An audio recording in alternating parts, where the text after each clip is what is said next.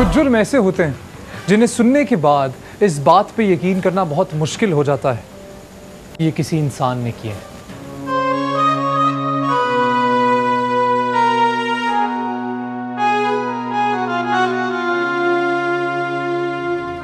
वो तो एक बहुत पहला लम्हा था। मैं तो कहता हूँ कि शायद जब उसकी जान निकली उससे पहले एक दफ़ा चली तो उसने जाना ही था। मैं एक दफ़ा तो उससे बात कर लेता।